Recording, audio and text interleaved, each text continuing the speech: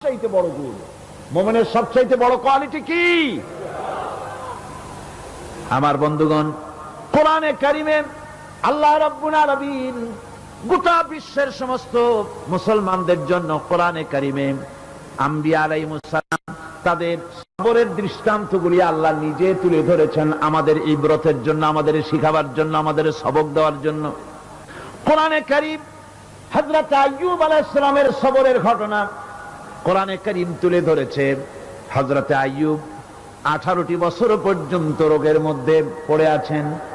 এত অসুখ করেছে, এত রোগ, শরীর পচে গিয়েছে, গায়ে পোকা ধরেছে, দুর্গন্ধ হয়ে গিয়েছে, বিবিরা চলে গিয়েছে, ছেলে মেয়ে পাড়ার লোকেরা দূর দূর করে তাড়িয়ে দিয়েছে।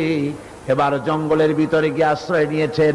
এমন অবস্থা হয়েছে, শরীর পচে পচে জিহ্বায় যখন পোকা ধরা শুরু করে দিল, হযরত আইয়ুব আলাইহিস সালাম